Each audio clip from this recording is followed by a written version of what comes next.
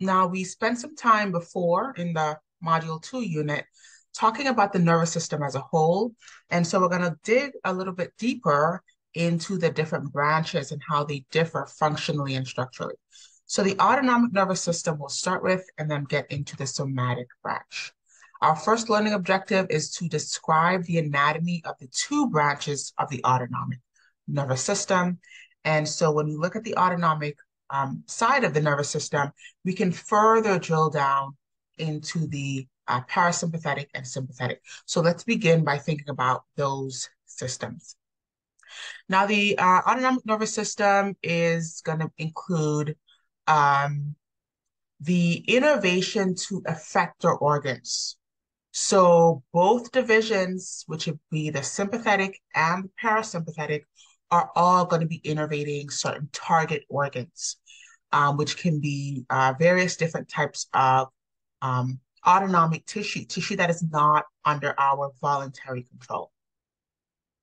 It's going to operate in comparative secrecy. And comparative secrecy simply means that there's going to be increase and decrease on both branches that are going to adjust function in an antagonistic way, meaning they're going to have opposite functions. And so depending on if we increase one branch, that can decrease the function of the other and vice versa. Now, the sympathetic and parasympathetic activities, like I mentioned, are antagonistic. So parasympathetic would be rest. This is going to be rest, digest. An analogy I like to give here is Thanksgiving is coming up. And so typically there's a lot of food involved. So after you have your large Thanksgiving meal, you're pretty much done, right? You're on the couch, passed out, and that's kind of the rest and digest mode of the nervous system. Sympathetic is going to be the opposite. This is if you feel any sense of threat or danger or stress. And so this is going to be your fight or flight system. So here now you're not thinking about digestion. In fact, blood is being shunted away from your gastrointestinal organs and toward things like your skeletal muscle so that you can fight or flight, right? Or flee or even freeze. Freezing is another type of sympathetic nervous system response. So we can already begin to see that there's a comparative or antagonistic relationship between the parasympathetic, which is more calm down, tone down, rest, and the sympathetic, which is more fight, flight response. Now, this is going to manage all of our unconscious processes, which is really what keeps the body in homeostasis. So at rest, when we're typically in a good homeostatic state, there is somewhat of a steady balance between both of these divisions. The parasympathetic is slightly more predominant, but there's input from both in order to keep our body at homeostasis at rest. So homeostasis cannot be maintained without the autonomic nervous system. And a practical example of this is the heart. So our heart rate is typically about 100 beats per minute, right? Anywhere from 70 to 100 beats per minute. So this is really having input from both sympathetic and parasympathetic. Now, if we were to have a stressful state, there would be a predominance of sympathetic, and then our heart rate would increase. And if we're resting, there would be a predominance of parasympathetic, and then heart rate would decrease. So not only are they antagonistic, but both are required for homeostasis. Now, just looking at the structural organization of the autonomic nervous system, we can see the sympathetic schematic on the left here, and then the parasympathetic schematic. But notice how in the center, all of the target organs or effector organs are pretty much the same. So they are all receiving input from both divisions of the autonomic nervous system. Also, it's important to realize the types of tissues that are being innervated. So it's not things like skeletal muscle, which we voluntarily control, but it is organs and tissues and glands that are not being voluntarily controlled. This is the sort of hidden branch of the nervous system that is automatically or autonomically controlled. So things like the glands, right? The lacrimal glands, but also the salivary glands, our lungs, heart, the gastrointestinal organs on a whole, including the kidneys and adrenal glands. And we'll talk about how the adrenals play a very specific and important role in the sympathetic nervous system, especially. And then also the bladder and genitalia are all going to include a smooth muscle, which is what the autonomic nervous system controls. So smooth muscle, glands, all types of glands throughout the body, and then adipose is another example, and then cardiac muscle of the effector organs that are innervated here. Also, in terms of comparing the sympathetic to parasympathetic, if we think about the regions of the spinal cord, so the spinal cord segments that give rise to the sympathetic nerves would be T1 to L2. So the thoracic segments, and then L1 and L2, lumbar 1 and lumbar 2. Whereas on the parasympathetic side, the regions of the central nervous system that give rise to these nerves are the brainstem, where the cranial nerves arise. So especially cranial nerve 7, 9, and 10. So facial nerve, glossopharyngeal nerve, and then the vagus nerve. And then in the distal part of the spinal cord, the sacral segments S2, S3, and S4. So we can already see that there are different parts of the central nervous system that are giving rise to both of these divisions. The third thing that I want to point out here, and we're going to reiterate these concepts going forward, just to give a big picture way of differentiating these two systems, is the sympathetic chain. So the sympathetic chain is a cluster of ganglia where the neurons on the sympathetic side of the nervous system will synapse. So they're going to have a synapse here, and then they're going to go out into the peripheral target organs. So this is specific to the sympathetic division. There is no chain or a cluster of ganglia on the parasympathetic side, and we'll talk about that as well, right? One of the major differences between both systems. Okay, now if we think about the neurons, they are starting from the central nervous system, and then they're going to go all the way out to all of these various effector organs. And in that process, they're going to have a preganglionic neuron, and then they're going to have a postganglionic neuron, and then they're going to have a region where those two neurons synapse. So that is what we refer to as being those ganglia. So this is going to form an autonomic ganglia.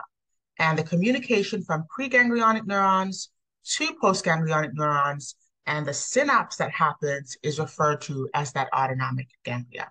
We also have intrinsic neurons, and intrinsic neurons can be another type of area where synapse happens within the peripheral nervous system. And so we will typically list that as another less common type of autonomic ganglia. And just to kind of drill down and describe what a ganglia is, anytime we have a synapse happening outside of the central nervous system, that is referred to as a ganglia. So when the first synapse arises, typically they're in the central nervous system, either in the brain immediately or the spinal cord. But especially in the autonomic nervous system, we can have these synapses occurring outside of the nervous system, and then they are usually referred to as ganglia. The different types of effector organs that we have are cardiac muscle, so the muscle that forms the heart, smooth muscle, which is involuntary muscle. This is found several tissues throughout the body. So they're lining the blood vessels, lining the gastrointestinal tract. Smooth muscle is found in the bladder, the uterus, most of the hollow visceral organs as well. Glands, and glands can be smaller glands like the lacrimal glands of the eyes or the salivary glands in the oral cavity, but also bigger glands like the pancreas and the liver will be innervated by the autonomic nervous system as well. Lastly, adipose tissue. So adipose is a fourth type of tissue as well. Now, just to look at the anatomy here. So here's the central nervous system where we have most of our synapsing happening. And we should remember what a synapse is from our previous discussion. It's where two neurons are speaking to each other. And we have the soma of one being receiving input from the axon terminal of another. So that is what we typically see happening in the central nervous system. But for the autonomic pathway, we have one neuron leaving the CNS. This is the preganglionic neuron, and then making that connection to the cell body outside of the central nervous system. So this is called an autonomic ganglia. From there, we have a postganglionic neuron, then going all the way out to these various effector organs and making that final synapse to release neurotransmitter that's going to eventually affect these tissues. So this is how the autonomic pathways are set up structurally.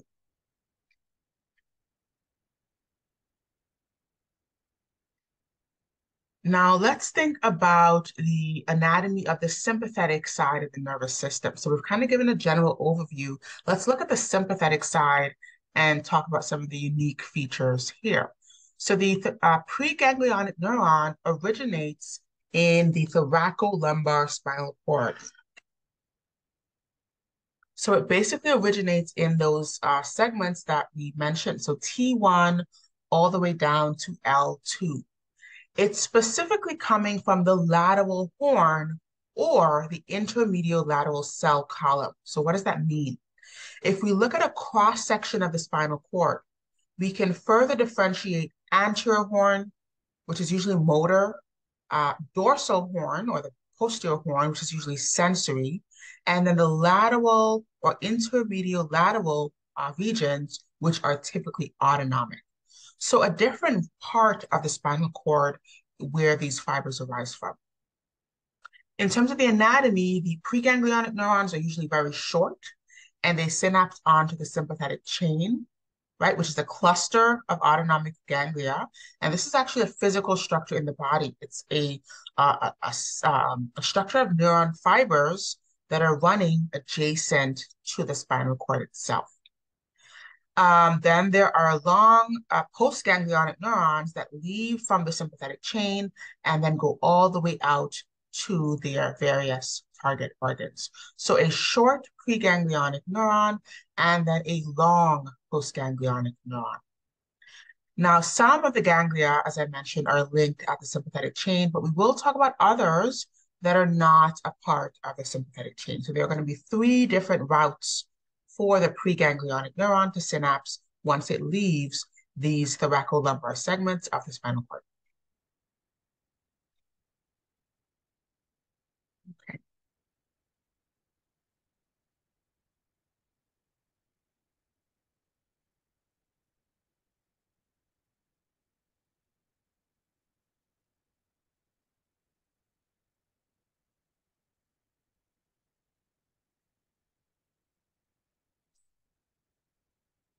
Let's keep going. So let's talk about the routes for a synapse beyond the sympathetic chain. So we have two other options. There are two exceptions to that general anatomy. So it's preganglionic neuron to the sympathetic chain and then out to the effector organs.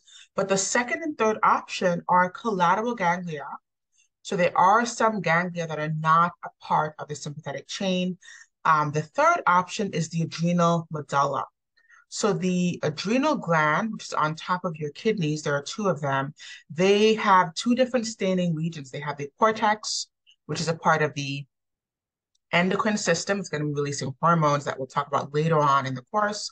And then the medulla, which is the inner, darker staining region of the gland, is the area where some preganglionic neurons will synapse onto, and the cells of the adrenal medulla actually behave just like postganglionic neurons. So they're basically modified sympathetic postganglionic cells. In fact, a scientist once took the cells of the adrenal medulla and he put them in a certain growth medium, and they actually began to grow axons. They began to grow neurons just to really demonstrate their function, which is really closely aligned to being a postganglionic neuron. They're just the cellular form of those neurons. Now, the types of hormones that are being released from the medulla would be what we refer to as catecholamines. So they can be epinephrine, about 80% of the secretion is epinephrine, and about 20% norepinephrine, and then a very small amount of dopamine can also be released from the adrenal medulla. So when the preganglionic neurons synapse onto these adrenal medulla chromaffin cells, then these cells will release norepinephrine or epinephrine, and that will be sort of their postganglionic response. And then that hormone will flood the circulatory system. So here's the preganglionic neuron. Here's that preganglionic neuron. Here is the adrenal medulla chromaffin cells. And then here's that epinephrine being released into the bloodstream. And then from there, it can circulate the bloodstream and then go to all of the various effector organs, right? The heart, the lungs, etc. Now, the benefit of having this route, this pathway, is that the hormones can enter the blood and circulate very, very quickly. Now, when we think about the overall function of the sympathetic nervous system, that is a desired effect, right? That is an intentional effect. Because if you are being attacked by a bear, right? God forbid, you see a bear and you think you're going to be attacked, you need for these catecholamines, epinephrine and norepinephrine, to flood your system very, very quickly. And so being able to get these hormones into the blood, as opposed to being released at the neuron to neuron synapse, is just a more efficient way of eliciting the fight or flight response that is associated with the sympathetic nervous system. So it's just more efficient for these hormones to enter the blood and for you to be able to respond very quickly to that type of scenario. So here are the three routes that we mentioned. Some of the fibers go to the sympathetic chain. Some of them go to the adrenal medulla, specifically the chromaffin cells. And then some are going to go to a collateral ganglia. So it's a ganglia that is not necessarily attached to the sympathetic chain. I also want to point out here that the area of the spinal cord, so taking cross-section of the spinal cord, where we talked about the ventral horn, the dorsal horn, the lateral horn, and then the intermediolateral column, these two regions, the lateral horn and intermediolateral column, are where the preganglionic neurons here initially arise from. And then we have a very short preganglionic neuron, and then a very long postganglionic neuron that goes all the way out to the effector tissues. Now, these neurons are only going to go out to individual tissues in the sympathetic chain synapse and in the collateral ganglia synapse. For the adrenal medulla, it's going to be the blood. So the route that the hormones released will use to get to their effector organs will be through the bloodstream instead of an individual sort of one-on-one synapse. Let's think about the different fibers that we have communicating here. So within the sympathetic pathway, when we go from the spinal cord out to the sympathetic chain, we have the preganglionic neuron arising. It's going to use the ventral root to leave the spinal cord. And this is an area where we really want to think about where the neuron is arising from versus where the neuron is leaving the spinal cord. So it's arising from the lateral horn, but it is using the ventral root. So not necessarily arising from the ventral horn. That's a very different type of neuron. And we'll talk about that when we get to the somatic nervous system. But it will be using the ventral root as a way to escape the spinal cord and then enter the spinal nerve. And then from the spinal nerve, we're going to have a white ramus fiber, right? So all of this in the lighter blue color is considered a white ramus fiber because it is heavily myelinated. And then when it synapses onto the ganglia, it is no longer myelinated. So the darker blue region represents the gray ramus fiber that leaves the ganglion re-enters the spinal nerve and then goes out to the effector organs. And that is no longer going to be a myelinated fiber. It's going to be called a gray ramus fiber. So white meaning myelinated, gray meaning unmyelinated. And we can think about how both of those different types of fibers are communicating to and from the sympathetic ganglia.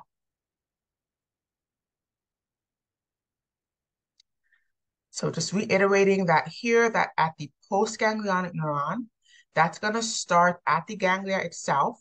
Now it's going to be referred to as a gray ramus fiber as it re-enters the spinal nerve and then goes out to effector tissues.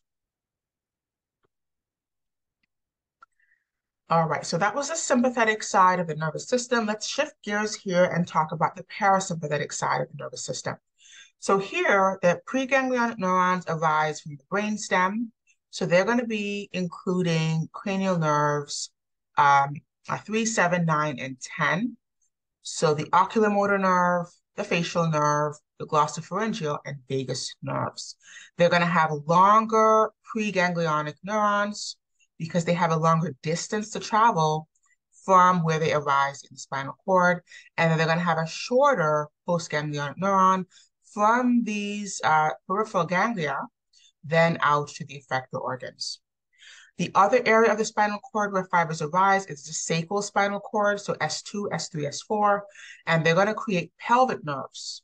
And the pelvic nerves will do the same thing. They're going to have a long preganglionic neuron out to a distal or a sort of a target ganglia. And then they're going to have a short postganglionic neuron from the ganglia then to the effector organ. So these ganglia are going to be very close to the organs that they're affecting.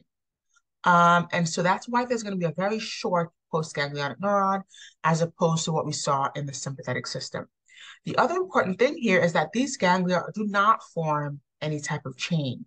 So there is no parasympathetic chain and there's no synonymous structure in the parasympathetic side of the nervous system. All right. So just to kind of describe that here are our various organs.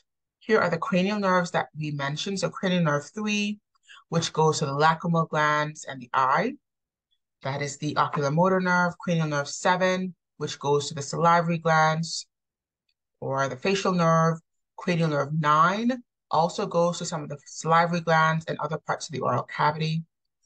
And then cranial nerve 10 goes to many, many different organs. So the lungs, the heart, and most of the gastrointestinal tract. So those are the 4 cranial nerves that arise from the brainstem of the spinal cord. And notice how these nerves are really long. And then they synapse onto ganglia that are very close to the individual organs that they're going to. At the distal part of the spinal cord, S2, S3, S4, again, very long pelvic nerves that go all the way out and synapse onto the different, organs of the pelvic cavity where they will affect. I also want to point out and distinct that the spinal nerves, which are sacral nerves, are different from the somatic spinal nerves. So when we look at S2, S3, S4, on the somatic side, right, if you think about the nerves that are innervating the muscles and so forth of the lower limb, those are somatic spinal nerves. And those are different from the pelvic spinal nerves, which are autonomic nerves and not going to any muscle or any voluntarily controlled organs, right? Very different structures. If we think about the direction of fibers, this is another important point. So the efferent fibers are fibers that are in the autonomic nervous system. And this includes all of the branches that we just mentioned. So the preganglionic neurons, the postganglionic neurons, those are all referred to as being efferent fibers because they're going from the central nervous system out into the different organs. Afferent fibers, on the other end, are going to be going in the opposite direction. So they're going to be picking up sensory information from visceral receptors and taking that information to the central nervous system. So if you think back to looking at homeostasis, when we talked about the the loop, right? The loop of homeostasis, where we have sensory information going to the integrating centers, and then from there, going back out with any type of specific response. So the afferent fibers are bringing that information in, and the efferent fibers are sending that signal back out.